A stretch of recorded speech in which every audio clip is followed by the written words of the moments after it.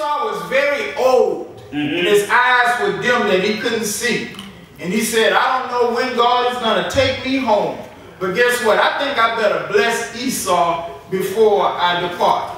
So what happened was that Rachel, who loved Jacob, and Isaac, who loved Esau, heard what was going on. And so he says, son, go out there and kill some venison such as I love and make it a savory meal. Bring it unto me. All right. So then we find out that while he was gone, Rachel says, look, he'll put goat's hair and put it on you.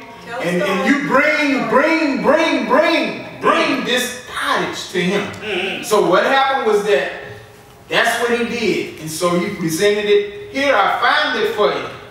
And then Isaac said, how did you find it so fast, my son? He says, the Lord your God brought it for me. And he says, come here close and let me see if you really my son. And then so he felt him and he says, oh yes, you are my son. I know I can't see you, but I can feel you. Then you smell. The smell is the smell of the field. And so therefore he went ahead and after he ate it, he blessed him. And as he was finished blessing him, then here comes Esau coming in and says, Father, I've gotten you what you wanted. Then he's like, oh Lord, what has happened now? My Lord. And then he says, I have blessed this guy, Jacob. And at that time, that's when Esau just let out a bitter cry. This is one of the most dramatic points in the Bible. I guess if he had long hair, it was pulling it out of his head. You know, he says he's done it again. And so he was so mad that he said, you know what? I'm going to kill him. I'm going to kill him. There's going to be some blood today. He was going to fulfill what Cain did to Abel. Amen. But guess what? Rachel wouldn't have that. She says, look, you need to go to my daddy's house and stay over there until tell your brother's anger be turned away. Amen. So we see here that he goes away and he's tired. And then we find in our text where he rests. Amen. And as we go on, before we go on into God's way of blessing, I want to just bring out 3 points of God's way of blessing. Amen. God's way of blessing first begins with worship. The second, work. And then third, the way. Amen. That is worship, work, and the way. 3 points. Amen. Now as we get in our text, we find out that Jacob went from Beersheba and went toward Haran. And he lighted upon a certain place. Amen. And the text says a certain place because right now in the story, that's not important where he's at now. Go ahead. And now notice what he says. And he tarried. He lodged there all night. Can I say to you that it's kind of like he went into the hotel, into the Motel 6 or whatever, and he lodged there. Amen. He says, I'm ready to spend the night here because guess why? The sun was set, and it was the next day. And notice what it says. And he took the stones of that place and put them for his pillows.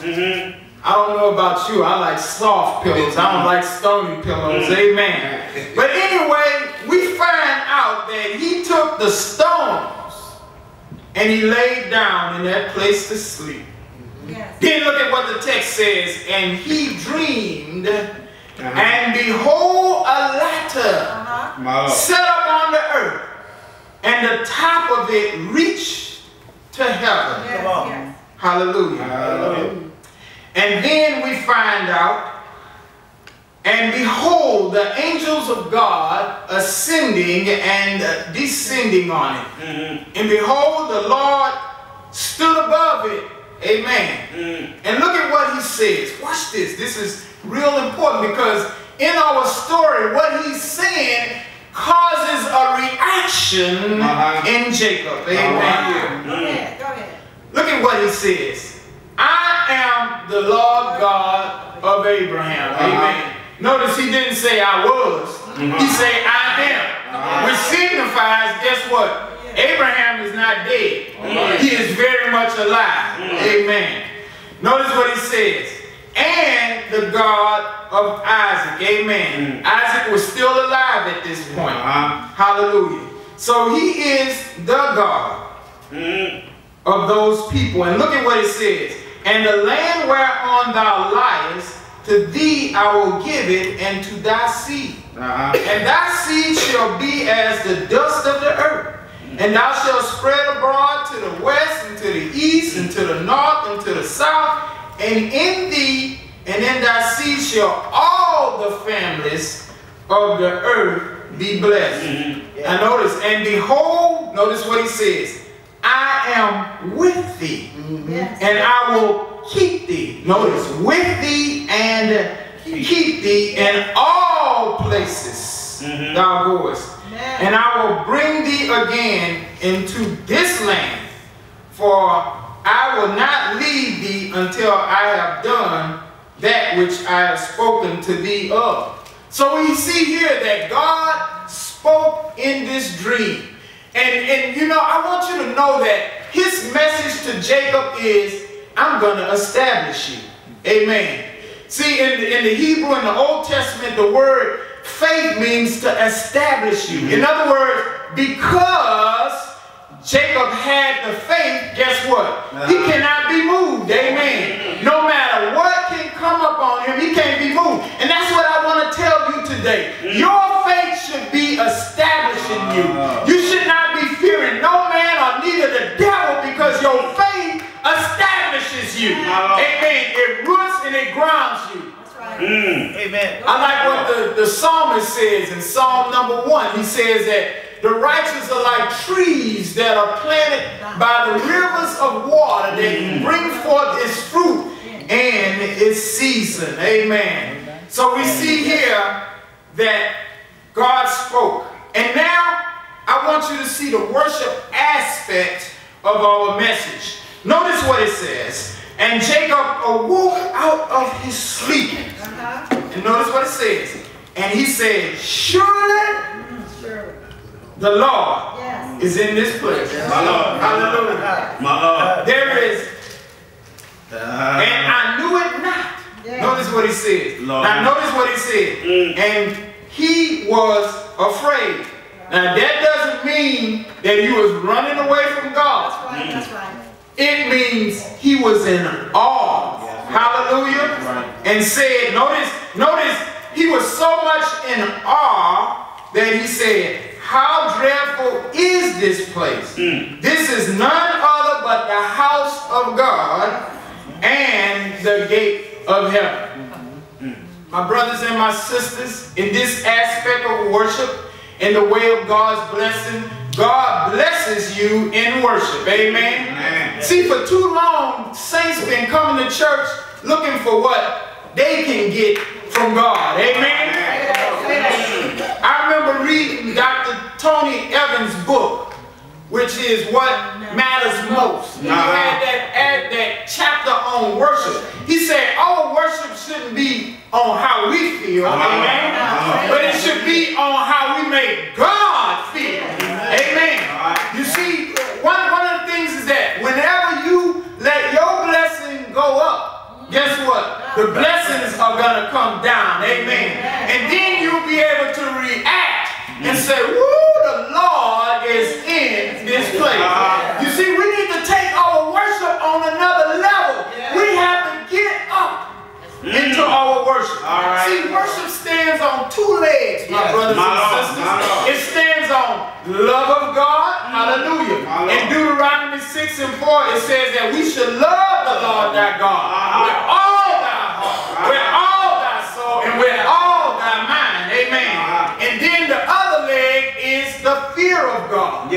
Which means that, you know what, in God's presence, you shouldn't be talking any kind of way. I know I ain't going to get too many. We come into the presence of God chewing gum. We come into the presence of God trying to email somebody or text message somebody. We give a judge over there on St. Louis Street downtown more honor than we give God. Hallelujah. Hallelujah. Yes, sir. means you got to watch what you say in his presence. I don't know about you, sisters and brothers, but I've been in a place of worship where I can feel God's hand just on me, where it's just shaking, shaking loose all kinds of sin. See, we got to get in the place where we can be just like Isaiah 6:1. The Lord was lifted up and his train filled the temple. And the angel was saying, holy, holy, holy. And he said, woe is me. That is a reaction from the fear and the dread of God. All right. See, that's one of the aspects of worship that is missing. Go ahead. We talk about how we love the Lord, but do you fear the Lord? Don't serve a puny God. He can do exceedingly abundantly all that we can ask or think. Hallelujah. Hallelujah. We must worship him in sincerity and in truth. Amen. So, not only the way of blessing begins with worship, we have to have that fear of God in our worship. Not only love, but the fear of God, but also work. Amen. The way of blessing is work. In other words, when we get through worshiping God, there should be some type of energy mechanism in us that say, you know what, I'm getting ready to go and tell somebody, you know, what the preacher preached about, or what a good time I had in service today. Amen. It should commission you to work. Because look at what happens. Notice what he says. And Jacob rose up early in the morning. And he took the stones that he had for his pillows, and notice he set it up, a pillow, and poured oil on it. Notice what he did. He set it up as a pillow. In other words, he was building something. Amen. Amen. And I want you to know that you can build in people's lives. Amen. See, the problem with the church today is we do too much tearing down and not enough edification. Amen. We need to edify and build one another up. You want to know why? Because just as Jacob have these stones, don't you know that you are living stones? Hallelujah. First Peter, he says that you are living or lively stones that are built up as a habitation of God. See, God lives in the church. Amen. Are you letting him in your heart today?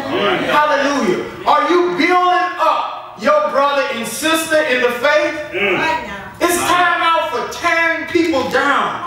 You're not going to get blessed by not being willing to work. Amen. God wants us to be willing workers. Amen. And when you are a willing worker, then you will be blessed. And now, as I come to my final point and sit down, I'm quite sure I have a little bit of time left. Amen. Notice what it says here. It says not only that God's way of blessing begins with worship. Amen. God is in every place. Amen. It's just when we tune into him that we say, truly, the Lord is in this place. And not only do we see that the way of blessing begins with work. God don't want lazy Christians. Go out and tell somebody. Evangelize. Amen. But also the way. Notice what it says here. He says, and he called the name of that place Bethel. But the name of that city was called Luz at the first. And Jacob vowed a vow saying, notice what he says, if God be with me and will keep me in this way. Amen. See, all of us have a way. Amen. I wonder what way are you on? Then it says that I should go, and notice the blessing, and I will give, and you'll give me bread to eat and raiment to put on, so that I can come again to my father's house in peace. All right. Then shall you become or be my God. And this stone which I have set for a pillar shall be God's house. And of all that I shall give thee, I will give the 10th unto thee. I want you to know that when you are, hallelujah, in God's way of blessing, you have to stay on that path of blessing. You have to keep God on your heart. You got to keep him in your mind. What I like about it is that when you are on God's way of blessing, you can't stray to the right hand or to the left. See, because God, he wants to keep you. He wants to hold you up in the hollow of his hand. I want you to know that God, he will keep you. He will bless you. All you have to do is worship him. All you have to do is then go out to work. And I want you to know that when God keeps you in that way, I don't want you to be a selfish person, but I want you to be giving, because look at what Jacob says. He says that then, if you give me raiment, if you bless me real good, I won't forget about you. I'm going to give the 10th unto you. Hallelujah. I'm so glad that God gave us a way of blessing. I'm so glad that today God made a way for us to get blessed. So many people come around talking about, I want the flavor. I want the favor and the blessing from God. But they're not doing it God's way. First you got to enter through the door of worship. I want to worship the Lord every chance I get. And I don't have to wait until I come into the house of God. I could be at home worshiping God. I could be in my car worshiping God. Thank you, Jesus. Thank you, Jesus. And then when the benediction is given, I'm going to go out and tell somebody of the goodness of God. I don't know about you, but he's been so good. He's been blessing me. Brother Taylor, he's been blessing me so much. I can feel it in my soul when I'm